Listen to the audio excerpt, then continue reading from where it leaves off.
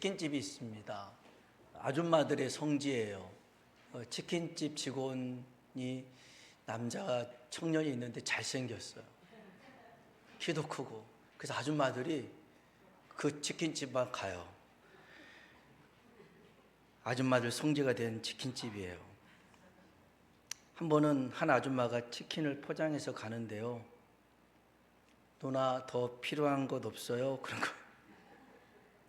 이 아줌마가 자기를 누나라고 불러줬잖아요.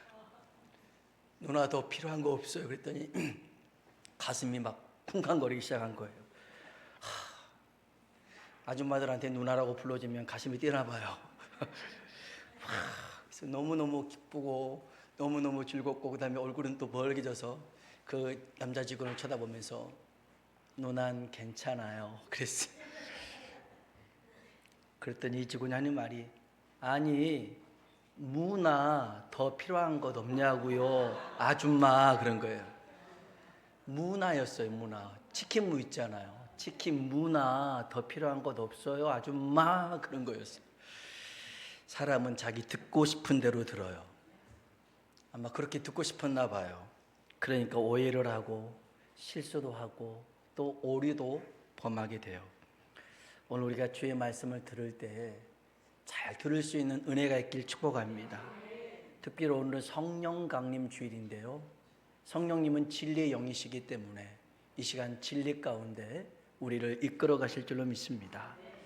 교회력이 있습니다. 그러니까 교회에서 지키는 그러한 어떤 절기들이 있는데 오늘은 성령 강림절입니다. 성령 강림절을 오순절이라고도 합니다. 구약에는요 3대 절기가 있었어요. 6월절, 77절, 수장절. 그래서 이 77절이 바로 오순절과 같은 의미입니다. 그러니까 77절이 뭐냐면 6월절을 지키고, 그러니까 예수님이 6월절에 돌아가셨거든요. 그러니까 6월절을 지키고 50번째 되는 날이 오순절입니다. 그러니까 77절이 뭐예요? 일주일이 7일이잖아요. 그래서 7 곱하기 7주 하면 7일 곱하기 7주 하면 49일이잖아요. 그래서 이제 77절이 그런 의미로 오순절과 비슷합니다. 교회 용어 사전에 보면 기독교에서 이 성령 강림절은 성탄절, 부활절, 그리고 성령 강림절 이렇게 해서 3대 절기로 꼽습니다.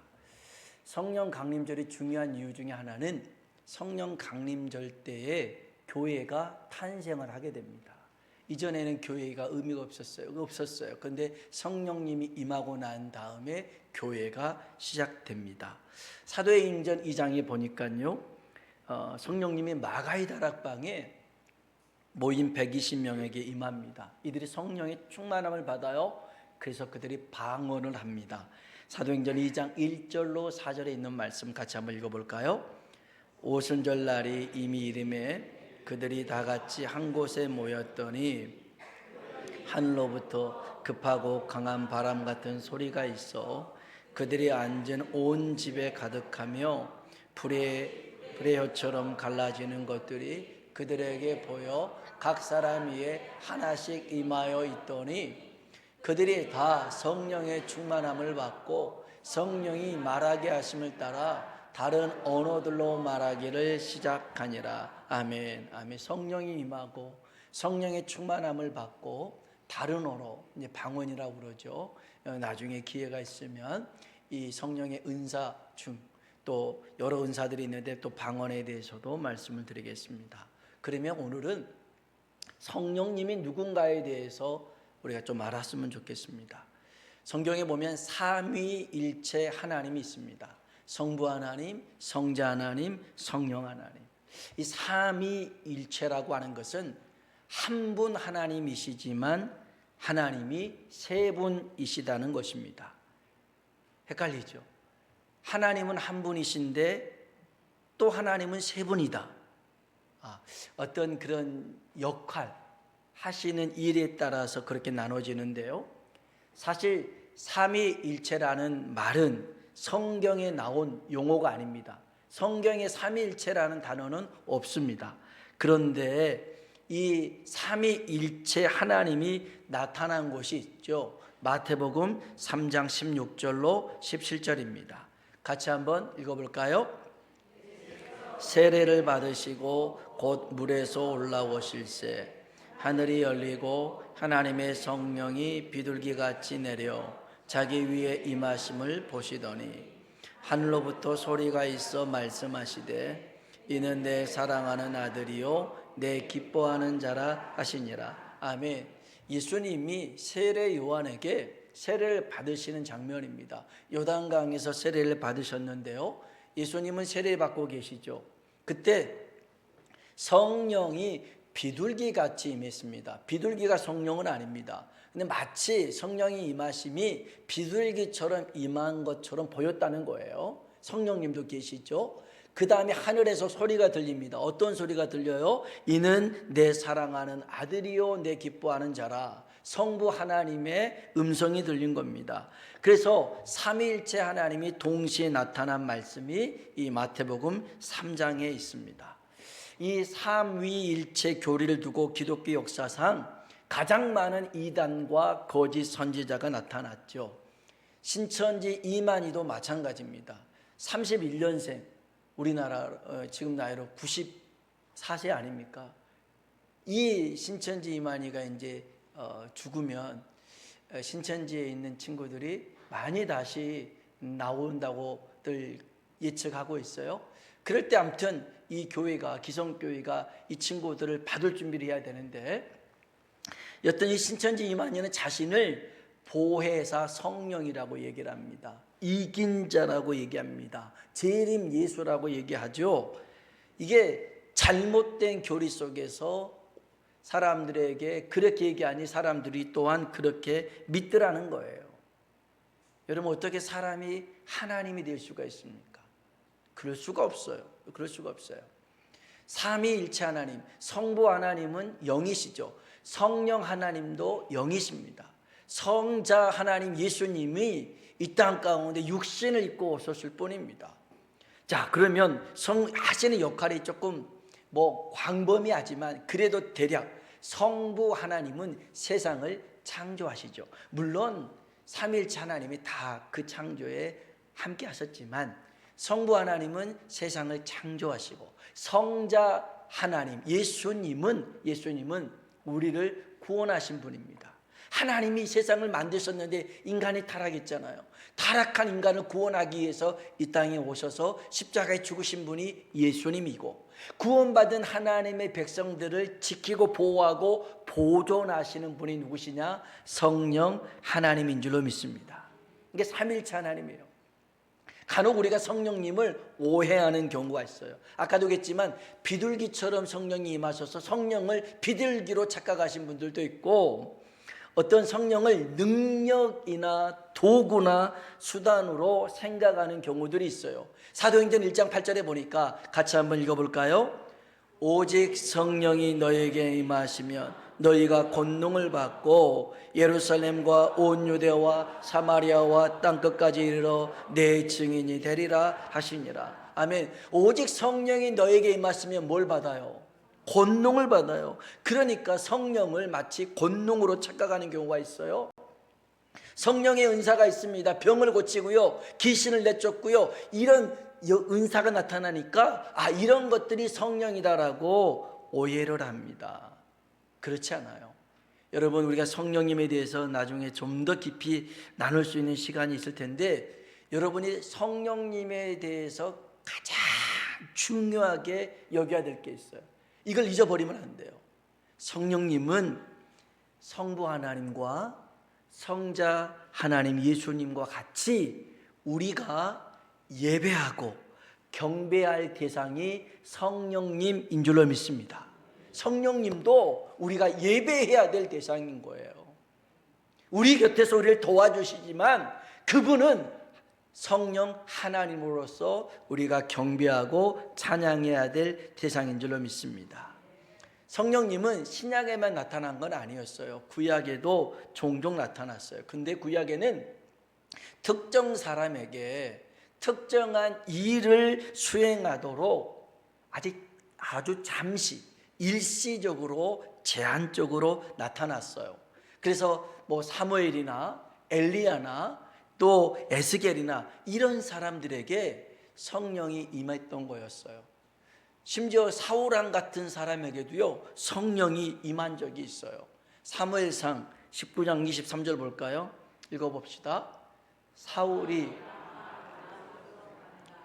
하나님의 영이 그에게도 임하시니 그가 라마 나요세 이르기까지 걸어가며 예언을 하였으며. 아멘.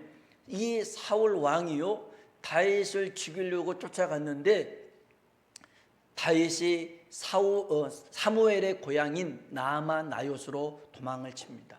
거기 이제 성령의 사람 사무엘이 있잖아요. 그래서 다윗을 잡으라고 병사들을 보내는데 간 놈마다 잡는 게 아니라 막 성령이 임해버린 거예요. 그리고 예언을 하는 거예요. 그래서 안 되겠다 싶어서 사울 왕이 본인이 직접 라마 나요스에 왔어요. 그런데 놀랍게도 그 땅을 밟는 순간에 성령이 사울 왕에게 임해버렸어요. 그래서 저는 기도해요. 하나님, 우리 월드신 복음교회 지경 교회 들어오는 순간부터 성령이 임하게 하여 주옵소서. 아니 성경에다 나와 있잖아. 이 라마 나요 땅을 밟는 순간에 성령이 사울 왕에게 임해서 예언했단 말이에요. 그만큼 그 지역, 그 시간에 역사하시는 성령님이 있었어요. 자, 근데 이거는 아까도 얘기했지만 특정인에게 특정 어떤 일을 맡기려고 아주 제한적으로 나타났던 성령의 사역이었어요. 그런데 신약시대 이후에 성령님은 모든 사람에게 모든 일상 속에서 영원토록 함께 하시려고 임하신 줄로 믿습니다. 사도행전 2장 17절입니다. 읽어볼까요? 하나님이 말씀하시기를 말세에 내가 내 영을 모든 육체에 부어주리니 너희의 자녀들은 예언할 것이요 너희의 젊은이들은 환상을 보고 너희의 늙은이들은 꿈을 꾸리라. 아멘, 아멘. 하나님이 말씀하시기를 말세에 내가 내 영을, 여기 성령님을 의미합니다. 성령을 따라합시다. 모든 육체에 부어주리니. 아멘. 주의 성령을요 어떤 특정인 선지자, 목사 이런 사람들에게 주는 게 아니라 모든 육체에 부어주겠다라는 것입니다. 그래서 성령님은 모든 사람 가운데, 주를 믿는 모든 사람 가운데 함께 하신 줄로 믿습니다. 그러면 성령님이 왜 우리에게 임하셨을까? 오늘 요한복음 14장에 있는 말씀을 통해서 살펴볼 건데, 이 요한복음 14장 16절로 17절은 예수님이 하나님께 기도하신 내용입니다. 그러면 예수님이 하나님께 무엇을 기도했느냐? 요한복음 14장 16절 볼까요? 읽어봅시다. 내가 아버지께 구하겠으니 다른 보혜사를 너에게 주사 영원토록 너희와 함께 있게 하리니. 아멘, 아멘. 여러분, 예수님은 또 다른 보혜사를 구하셨어요. 보혜사가 무슨 말이냐? 한자로 보니 지킬 보자, 은혜 해자, 스승 사자를 씁니다. 풀이해 보면 보호해 주는 은혜로운 스승을 보혜사라고 합니다. 이 보혜사를 헬라어로는 파라클레토스라고 합니다. 파라라고 하는 것은 곁에서, 누구 곁에서, 클레토스는 도와주는, 그렇게 도와주도록 부름을 받은 사람이 파라클레토스입니다. 그래서 파라클레토스의 뜻은 도움을 주기 위해서 초대받은 사람, 부름받은 사람이란 뜻입니다. 사실 이 단어가 원래는 헬라 시대에는 법정 용어였습니다. 그래서 법률 자문가, 변호사를 뜻했어요. 우리가 그 재판 받을 때 옆에서 변호해 주는 사람이 있잖아요. 그런 사람을 파라클레토스라고 그랬어요. 근데 성경에는 이 보혜사라는 말이 어떻게 써지냐면 위로자라고 써지기도 하고 중보자, 돕는 자, 상담자, 탄원자라고 의미합니다. 자, 그러면 주님이 지금 하나님 앞에 뭘 기도하느냐?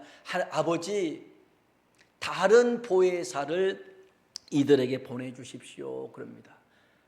다른 보혜사입니다. 그러면 예수님은 제자들에게 보혜사로 계셨던 분입니다. 보혜사로. 그래서 그 제자들을 도와주고 지켜주고 인도하셨던 분인데 지금 다른 보혜사를 하나님께 구합니다. 이유가 있죠. 이제 예수님이 십자가에 죽으시고 부활하시고 난 다음에 하늘로 승천하시잖아요. 그리고 재림하실 때까지 하늘에 계시는데 그동안 제자들뿐만 아니라 우리를 보호하기 위하여서 다른 보혜사 성령님을 하나님께 구한 줄로 믿습니다. 그러면 왜 예수님이 성령님을 하나님께 구하셨을까? 다시 볼까요? 16절입니다. 읽어봅시다. 내가 아버지께 구하겠으니 보혜사를 너에게 주사 영원토록 너희와 함께 있게 하리니. 아멘, 아멘. 예수님이 다른 보혜사 성령님을 구한 이유는 영원토록 우리와 함께하기 위해서 하나님께 구한 겁니다. 여러분, 예수님의 다른 이름은 임마누엘입니다. 뭐라고요? 임마누엘, 임마누엘. 그 뜻이 뭐예요? 우리 마태복음 1장 23절입니다. 읽어볼까요? 보라, 처녀가 잉태하여 아들을 낳을 것이요 그의 이름은 임마누엘이라 하리라 하셨으니 이를 번역한즉, 아멘. 임마누엘은요, 하나님이 우리와 함께 계시다, 그런 뜻입니다. 예수님이 이 땅에 오신 이유가 뭡니까? 하나님이 우리와 함께 있음을 보여주러 오셨어요. 그리고 예수님은 우리 대신 십자가에 죽으시고 우리를 죄에서 건져내고 영원한 멸망에서 생명으로 옮기신 줄로 믿습니다. 그리고 악한 마귀가 어떻게 유혹을 하고 미혹을 하고 겁을 주고 위협하지 못하도록 성령님을 우리에게 보내주셔서 우리를 지키고 보존하게 하신 줄로 믿습니다. 여러분, 성령님은 우리 곁에 계시는 정도가 아니라 우리 마음과 영혼 속에 함께 계시는 분입니다. 우리 17절, 요한복음 14장 17절입니다. 읽어볼까요? 진리의 영이라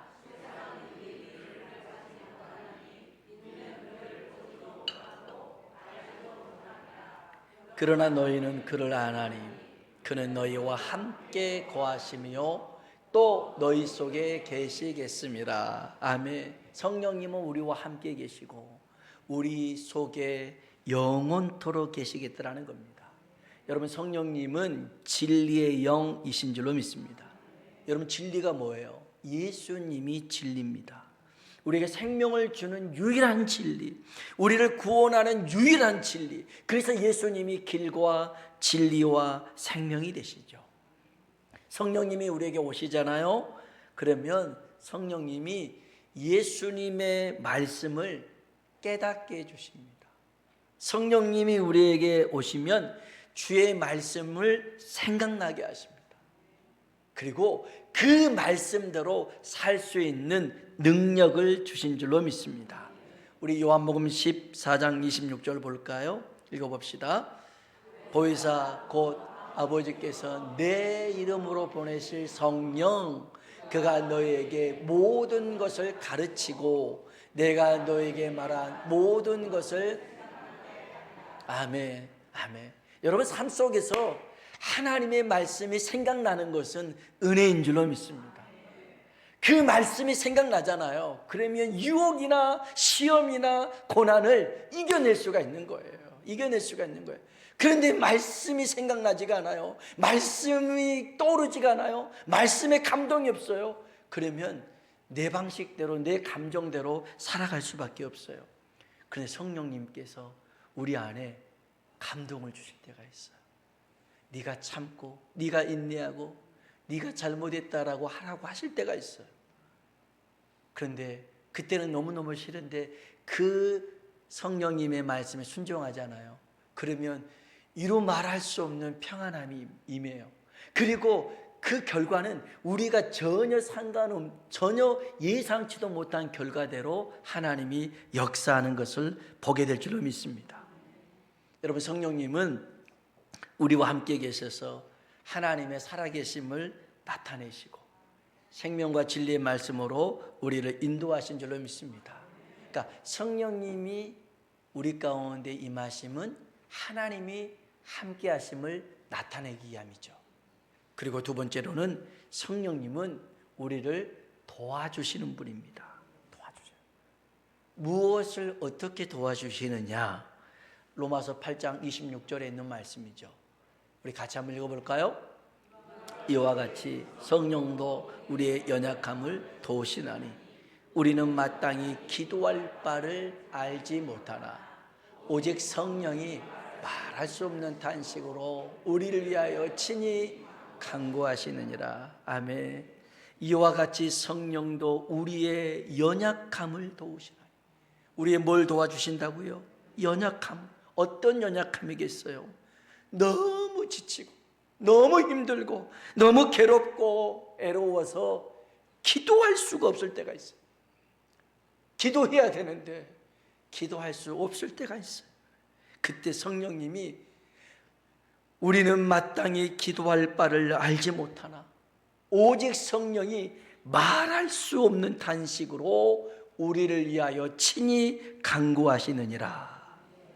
성령님이 우리를 위하여 친히 말할 수 없는 탄식을 해가며 간구하시더라는 겁니다. 간구하시. 나를 위해서 기도해 주신다는 거예요. 나를 위해서 가슴을 쳐가면서 기도하신다는 거예요. 누가요? 성령 하나님. 성령 하나님. 성령 하나님. 무엇을 위해서 간구하실까요?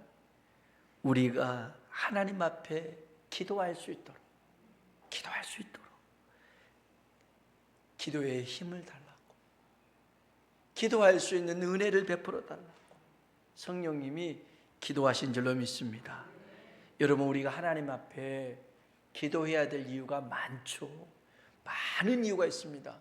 그러나 그 중에 하나를 여러분에게 소개하려고 합니다. 왜 우리가 하나님께 기도를 해야 되는가? 성경에 보니까요, 고린도전서 2장 9절로 10절입니다. 여기 보면 성령님이 우리의 기도를 도우시는 이유가 설명됩니다. 고린도전서 2장 9절로 10절 읽어봅시다.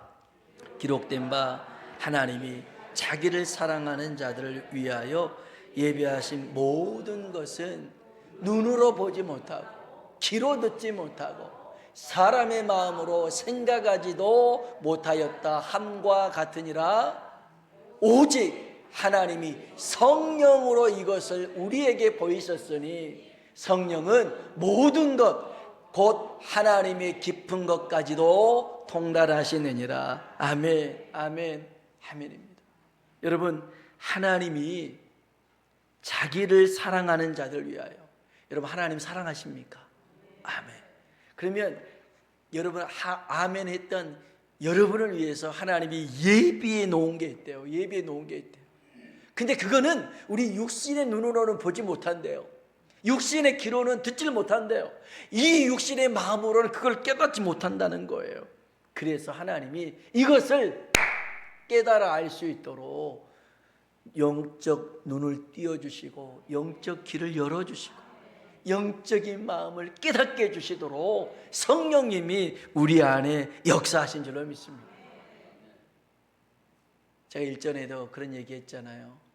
어렸을 적에, 우리 애들 어렸을 적에 집에서 보물찾기를 했어요. 아이들 둘이밖에 아니지만 제가 보물을 이렇게, 보물도 아니죠, 용돈 500원 막 이런 것들, 그 다음에 TV 1시간 볼 수 있는 TV 사용권 이런 것들을 곳곳에 숨겨놨어요. 그래서 이제 찾는데 큰아이는 잘 찾는데 둘째 아이가 잘 못 찾는 거예요.